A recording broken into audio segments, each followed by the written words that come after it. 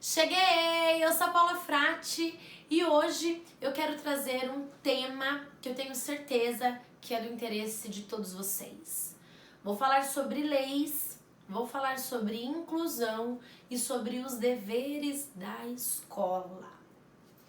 Infelizmente, nós não temos, por enquanto, uma lei nacional que garanta os direitos da criança com TDAH ou que garanta os direitos de crianças que têm outros transtornos de aprendizagem, como descalculia, dislexia, disgrafia, entre outros.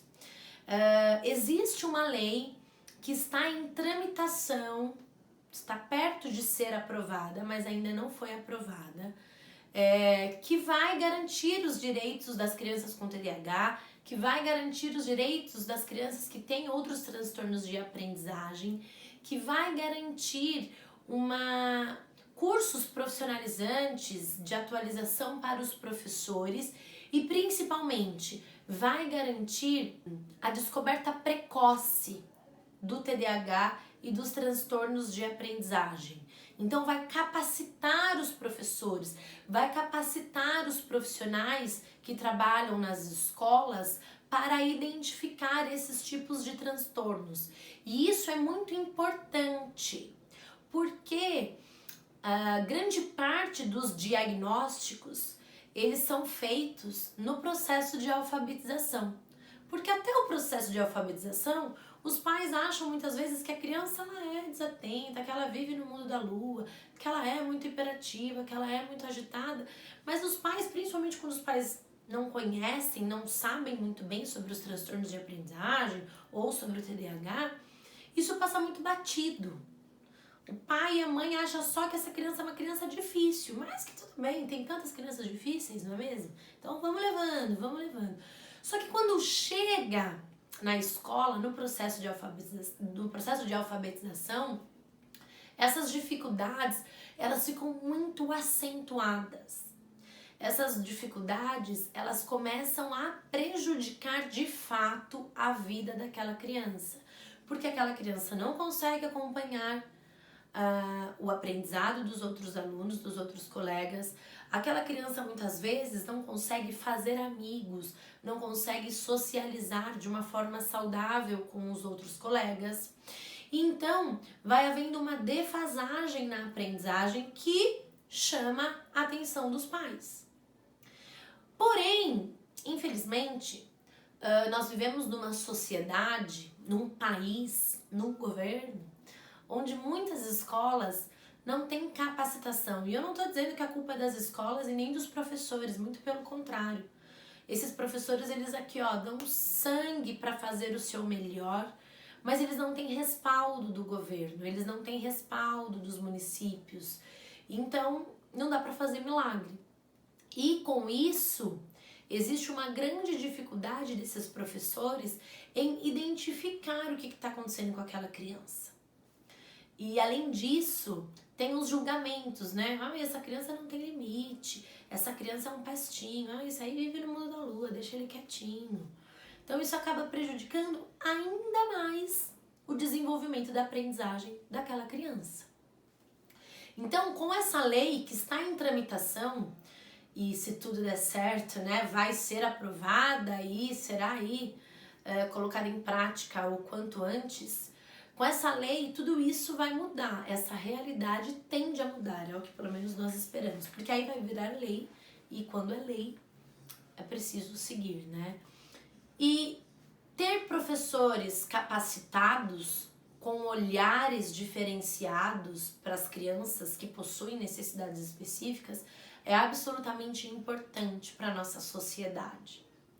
Nós vivemos numa sociedade também, num ensino, onde as crianças vão sendo passadas de ano, né? E ninguém reprova, ninguém aprende, ninguém não, né? Mas assim, as crianças que têm algumas dificuldades, elas vão passando de ano, sem muito critério, sem um olhar cuidadoso e cauteloso, e aí a gente tem uma série de analfabetos funcionais, muitas crianças que estão terminando o ensino médio mas que não conseguem escrever uma redação, enfim.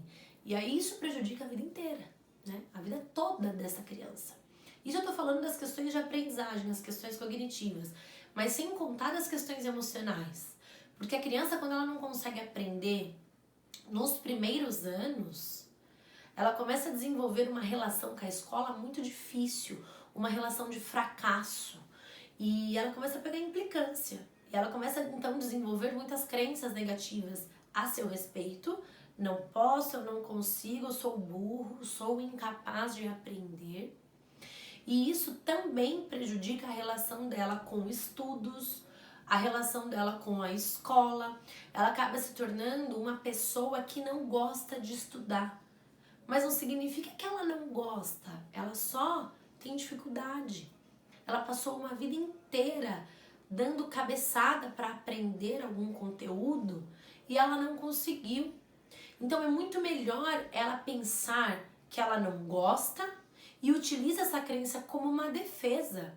Porque se eu não gosto, eu não preciso passar por aquilo de novo. Ah, eu não gosto de quiabo. Então, por que raios eu vou ficar me forçando a comer quiabo? Não tem a menor necessidade. Então, eu não gosto de estudar. Então, por que eu vou me forçar a estudar? Eu não vou. Eu preciso terminar o ensino médio? Ótimo, muito que bem. Depois do ensino médio, eu nunca mais vou estudar. E aí eu não entro numa faculdade, ou entro, paro, não termino, enfim. E aí essa pessoa vai arrastando esse fracasso acadêmico para a vida inteira. Então é muito importante. E o ensino infantil, hoje conhecido como ensino fundamental 1, ele tem uma importância na vida das pessoas que, se todas as pessoas soubessem que todas as sementes são plantadas nos primeiros anos escolares, as pessoas olhariam com muita atenção para essa fase da vida. Com muita atenção. Nós vamos colher os frutos dessas sementes que nós plantamos nos primeiros anos escolares por toda a vida. Toda a vida. Eu tenho certeza que se você fizer um esforço e olhar lá no começo da tua vida, quando você estava sendo alfabetizado, na sua primeira série, na segunda série, né, a antiga primeira série, eu tenho certeza que você vai se lembrar, ou com carinho, ou com mágoa, dos professores que você teve. Carinho quando diz respeito àqueles professores que orientam, que cuidam, que ensinam com muita atenção. E mágoa quando diz respeito àqueles professores que são muito bravos, que são muito rígidos, que humilham os alunos. Eu mesma, eu me lembro da professora que eu tive na primeira série, e ela usava uma régua gigantesca de madeira, e quando ela queria chamar a atenção dos alunos, ela batia com toda a força do mundo na mesa, pá, ou na lousa, pá, pá, pá, pá. E aí, obviamente, né, imagina, nós tínhamos 6 anos, todo mundo ficava duro na cadeira. E eu lembro com trauma dessa história, óbvio. A vida seguiu e eu estou muito bem, obrigada. Mas eu não lembro com carinho. E eu lembro da minha empolgação para ir para a escola na primeira série, dos meus materiais escolares, e enfim. E era uma professora, ela era muito bonita. E ela era toda vaidosa, usava bastante maquiagem. Eu já via ela na escola. Então eu fiquei muito empolgada para ter aula com ela. E quando eu a vi e comecei a conviver, né, com os meus colegas e com essa professora, eu percebi que ela não era cativante, ela não era querida com os alunos. Muito pelo contrário, ela era extremamente rígida, brava, punitiva. E então, assim, tudo isso é só para exemplificar as memórias que nós temos em relação aos nossos professores. Obviamente que essa memória é uma memória ruim, mas eu tenho inúmeras memórias maravilhosas com os meus professores. E é engraçado que quando eu encontro eles, até hoje, eu os chamo de professor. E aí, professor fulano de tal? E aí, professora fulano de tal? Porque a gente guarda com muito carinho. São as nossas memórias afetivas. Então, se todos os professores e se todas as pessoas soubessem que na primeira infância são plantadas as principais sementes das nossas vidas, nós olharíamos com mais atenção para essa etapa, tá? Então é muito importante que essa lei que está em tramitação, ela comece a vigorar mesmo, para que os professores, todos os professores, possam ser capacitados adequadamente e para que todos os professores possam identificar, que esses professores tenham recursos para identificar alguns transtornos de aprendizagem e com isso orientar os pais, direcionar essa criança para uma avaliação. Eu aqui no meu consultório, eu faço avaliação neuropsicológica e muitos casos são encaminhados pelas escolas. O meu trabalho com a escola é aqui, ó, em conjunto. Eu recebo esse paciente da escola, esse aluno, eu faço a avaliação e depois eu vou até a escola para dar as orientações, para pensarmos juntos nas melhores estratégias para aquela criança. Mas eu sei que isso é um privilégio de poucos. Muitas pessoas, muitas famílias não conseguem fazer uma avaliação neuropsicológica, infelizmente. Muitas escolas não são abertas a receber os profissionais, infelizmente. E muitas escolas não olham para as necessidades específicas das crianças. E aí acaba passando batido. Isso é muito triste, isso é muito prejudicial e acaba arrastando aí esse fracasso acadêmico para o resto da vida dessa criança. Então, é uma lei importantíssima. Se você quiser saber mais sobre essa lei que está em tramitação, é só você digitar no Google mesmo, coloca lá, Lei 3517/2019, que vai aparecer e lá você vai conseguir entender tudo que envolve esta lei e qual é o processo, né, o andamento dela neste exato momento. Então, eu acabei de dizer que, infelizmente, nós não temos uma lei nacional que garanta os direitos da criança com TDAH. Então, o que nós temos?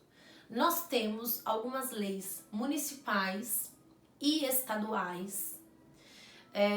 E aí, enfim, cada estado, cada município tem a tua própria lei, que garante alguns direitos.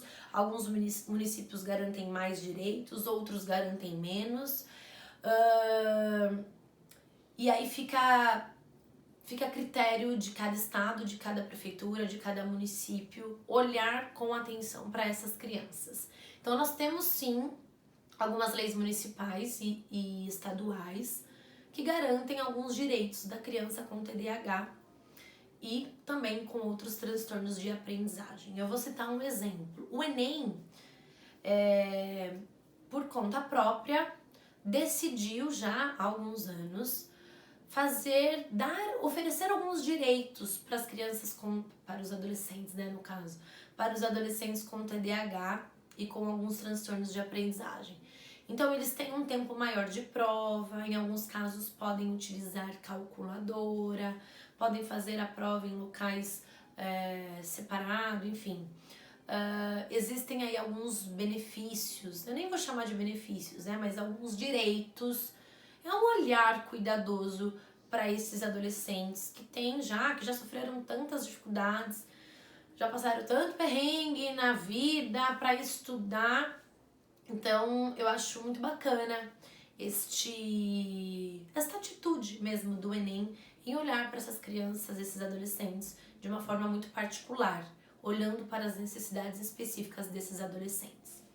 Agora, se você quiser saber mais sobre as leis municipais e estaduais, no site da Associação Brasileira de TDAH consta todas as leis municipais e estaduais. Você pode acessar esse site e lá você vai conseguir ver se na tua cidade existe uma lei específica para a tua criança, para você lutar pelos direitos da tua criança, certo? Bom, além dessas leis, né, o que nós temos? Nós temos a inclusão. Só que a inclusão não inclui o TDAH, porque o TDAH não é considerado uma deficiência. O TDAH é considerado como um transtorno, uma disfunção cerebral, ou seja, uma disfunção da atenção. Não é considerado uma deficiência. A criança que tem TDAH, ela não tem um cérebro deficiente, ela tem um cérebro disfuncional. E essa disfunção está presente principalmente na atenção.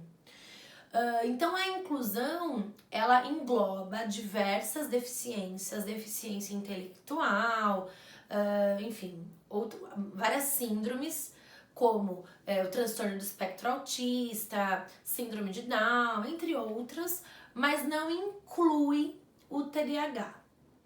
Temos a inclusão, que na teoria funciona maravilhosamente bem. É uma lei, um projeto, é uma lei, né? Já nem é mais um projeto.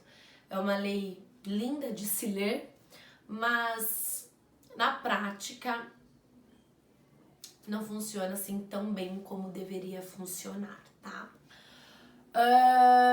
Então, se sua criança tem TDAH, saiba que ela não faz parte da inclusão.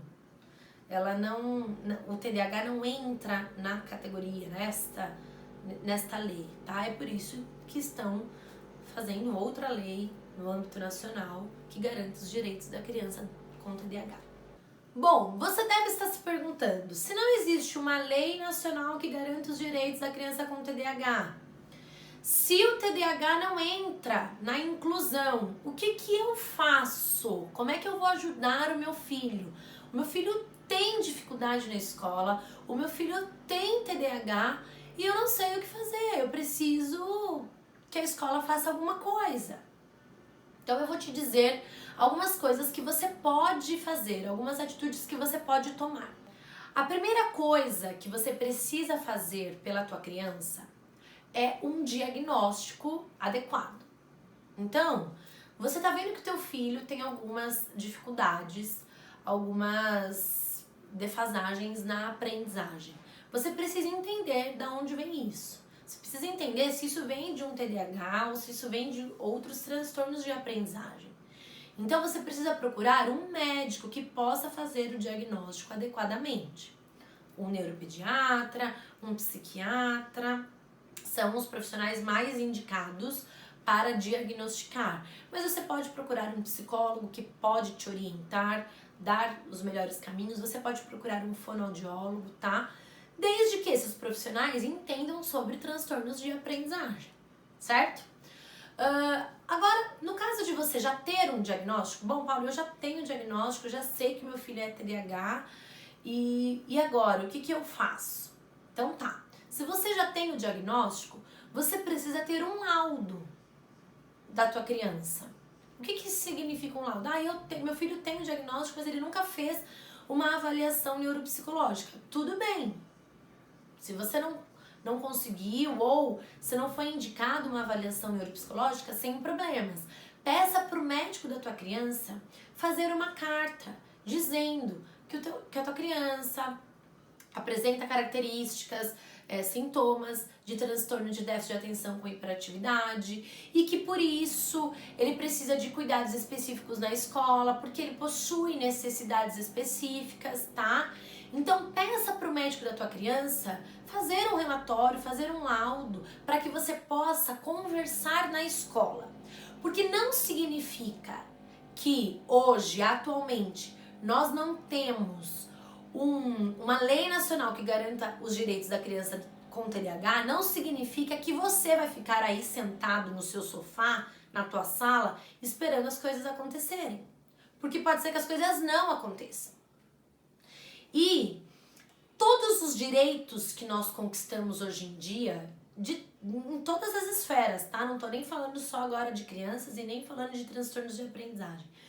Tudo o que nós conquistamos hoje em dia foi em cima, de muito suor, de muita luta, de muita briga. Pessoas que ficam paradas no lugar não movem montanhas, não conquistam os seus direitos.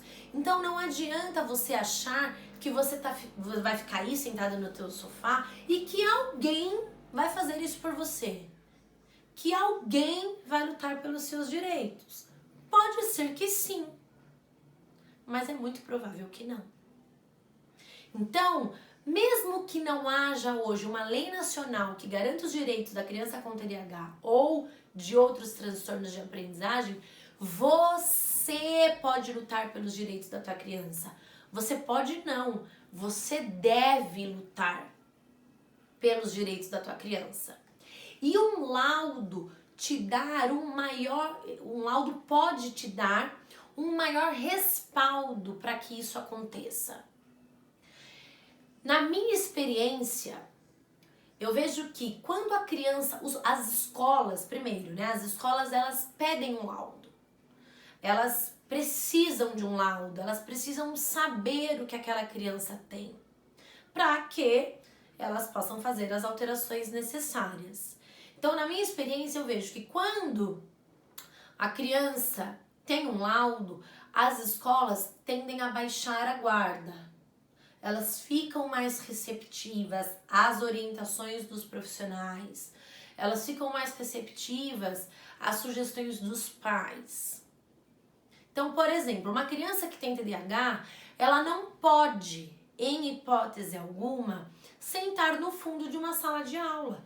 Ela precisa sentar na primeira carteira. Ela precisa sentar perto da professora ou do professor. De preferência, longe da porta, longe da janela, longe dos cartazes, né? Que na fase de alfabetização, as salas de aulas têm muitos cartazes com as letras, com os números, enfim. Então, quanto menos estímulo essa criança tiver, melhor para o processo de aprendizagem. Ela vai conseguir focar mais no que ela precisa. Só que se você não sinaliza isso para a escola vai levando. A escola vai entendendo, vamos empurrando com a barriga, vamos levando. A criança tem dificuldade, mas tá bom, tem tantas crianças que têm dificuldade, né? Vamos levando. Se tua criança é hiperativa e ela precisa se levantar diversas vezes para beber água, para ir no banheiro, você precisa sinalizar isso para o professor. Outro dia eu recebi uma mensagem de uma mãe dizendo o seguinte, que o filho dela levanta o tempo todo e muitas vezes ele tem necessidade de ficar andando pela sala de aula. Dá a impressão para a professora que ele não está prestando atenção. Só que quando a professora pergunta algo para essa criança responde na hora, imediatamente. Porque ela tem uma agitação motora e ela tem uma agitação mental que diminui quando ela anda. Quando ela anda, ela consegue prestar atenção. Se ela fica parada, ela precisa conter aquela energia e ela gasta muita energia e é muito desgastante para ela conter aquela energia que ela não consegue prestar atenção no que a professora está dizendo. Agora, a professora não sabe disso. Ela precisa ser orientada. E você, pai, você, mãe, você é a pessoa mais indicada para orientar, para conversar. Eu não estou sugerindo que você vá na escola e faça um escândalo na escola. Não é isso que eu estou sugerindo. Mas eu estou sugerindo que você vá sim, marque uma reunião com a coordenadora pedagógica, com a diretora e converse. Agora que nós estamos no início do ano, aproveite essa oportunidade, marque uma reunião com a professora, com a coordenadora, com a diretora e converse sobre a tua criança. Relate o que você percebe do teu filho na sua casa, em outros contextos. Todas essas informações são muito ricas. E é só a partir dessas informações que a escola pode fazer alguma coisa pela tua criança. Ai, Paula, mas a escola do meu filho não tá nem aí, eles não se importam. Então daí você vai brigar. Você vai lá quantas vezes houver necessidade. Não importa. Eu já fui 3 vezes, pois vá 10, vá 20, vá 1000, se for o caso. Você vai desistir do teu filho? Você não vai desistir do teu filho, né? Eu tenho certeza absoluta que você não vai desistir do teu filho. Então você vai na escola e você conversa quantas vezes forem necessárias. Não tem problema. Mudou de ano, ai, eu tô cansada, é tão desgastante. É tão desgastante, eu entendo. Mudou de ano, mudou de professora, vai lá e conversa de novo. A escola precisa entender que a tua criança tem necessidades específicas. Eu, particularmente, eu já falei isso em outros vídeos, eu odeio a palavra deficiência. Odeio. Porque eu acho que nós não temos crianças deficientes. Nós temos um ensino deficiente. Nós temos um governo deficiente, uma saúde deficiente. Nós temos um ensino para os professores, uma capacitação de professores deficientes. Mas nós não temos crianças deficientes. Nós temos crianças com necessidades específicas. Cada criança aprende de um jeito, mas todas são capazes de aprender. Todas são capazes de aprender. Agora, você precisa lutar e mostrar, escancarar, se possível, as necessidades específicas da tua criança. É por isso que eu falo de um laudo. Porque um laudo ajuda, um laudo tem poder. Um laudo respalda a tua reclamação na escola. Muitos pais têm um pouco de preconceito com esse lance do laudo. Ai, mas um laudo vai rotular o meu filho? Não, não vai rotular. Você não vai utilizar um laudo para diminuir a tua criança, para vitimizar a tua criança. De forma alguma, você vai utilizar o laudo para empoderar a tua criança, para encorajar, para facilitar o caminho que já é tão difícil, que já vai ser difícil de qualquer jeito. Vai ser difícil com laudo, com lei nacional que garante os direitos da criança. Vai ser difícil de qualquer jeito.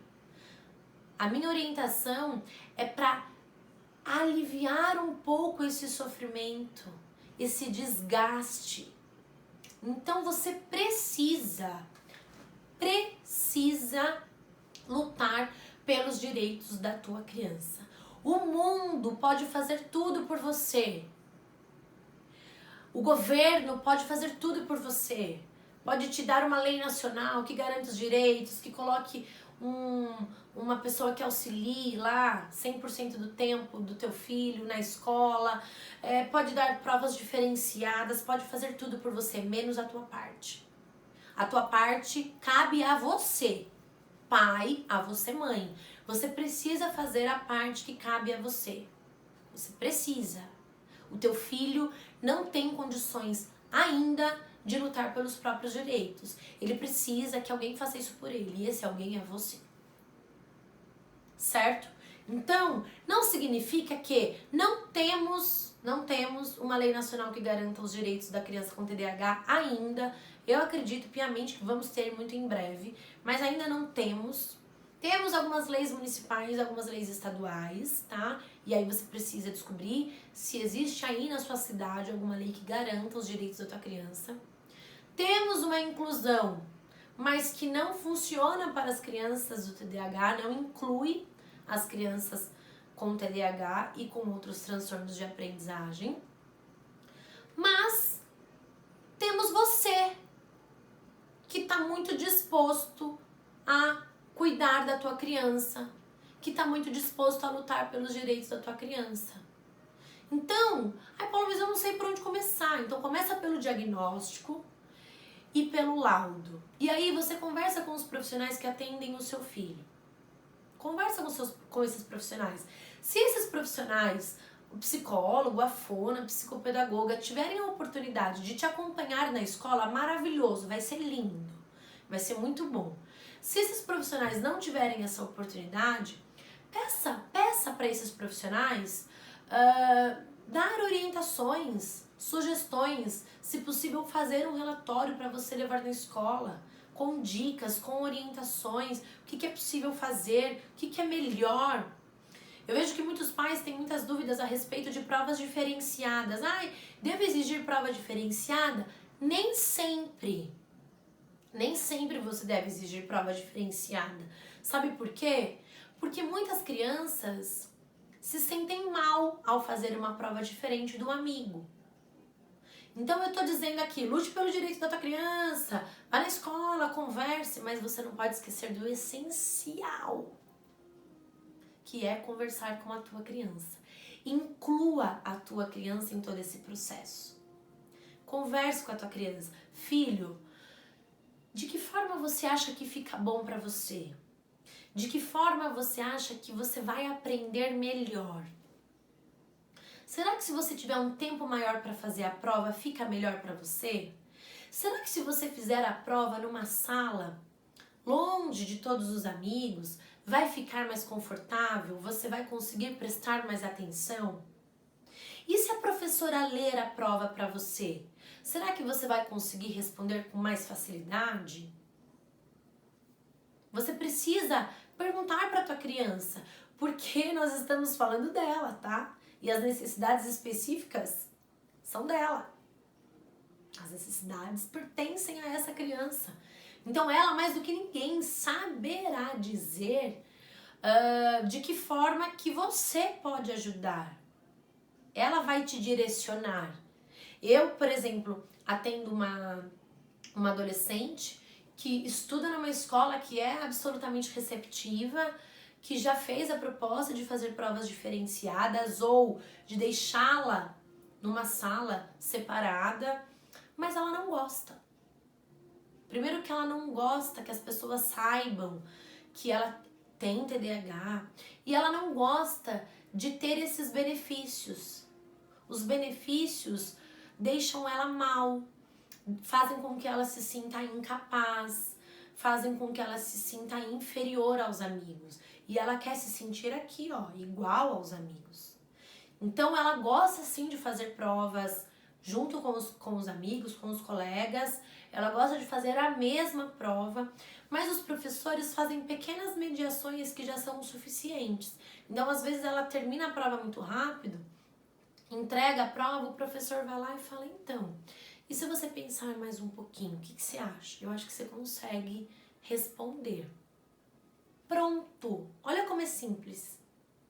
Isso para ela já é suficiente, porque ela vai reler a prova e neste segundo momento, nessa segunda chance, ela consegue responder coisas que numa primeira oportunidade ela não tinha respondido.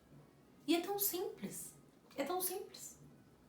Mas se as pessoas, a escola, se os pais, se os professores não considerassem a opinião desta menina, eles estariam mais prejudicando do que beneficiando, do que ajudando, porque ela estaria se sentindo cada vez mais para baixo. Isso estaria fragilizando a autoestima. Ou seja, é importante incluir a criança nesse processo. A sua criança, ela deve ser o seu termômetro. Ela deve ser a direção. Ela deve apontar a direção. Obviamente que você vai conversar com a criança de acordo com a idade, né? De uma forma que ela entenda. E com o passar do dia a dia, estudando com o teu filho, você também vai entendendo, né? Onde ele tem mais dificuldade, onde ele tem mais facilidade, enfim. Então, assim, para finalizar este vídeo, o que é importante vocês terem em mente? Não é porque nós não temos uma lei nacional ainda que garanta os direitos da criança com TDAH que você vai ficar aí sentado no sofá esperando as coisas acontecerem. Você não vai. Você vai levantar. Você vai se encher de respaldo do laudo, das orientações dos profissionais, se informe, leia, assista aos vídeos, pergunte para as pessoas, converse com outras mães, como é que elas estão fazendo.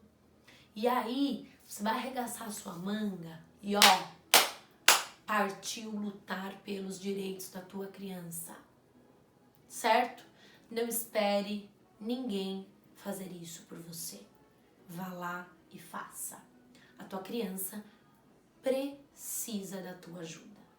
A sua criança precisa da sua mediação. Eu tenho certeza que vai ser muito difícil, que vai ser muito desgastante, mas que vai ser absolutamente recompensador. Você não vai se arrepender nem por um minuto. Eu nunca ouvi um relato de um pai, de uma mãe, que se arrependeu de ter lutado pelos direitos da tua criança. Por mais desgastante que tenha sido o processo, eu nunca ouvi. Nunca ouvi, muito pelo contrário. Só ouço orgulho. Só ouço coisas boas em relação a isso. Eu espero que você vivencie isso também, certo? No que depender de mim, conte comigo. Estou aqui para te ajudar. Compartilhe esse vídeo porque ele tem muita importância.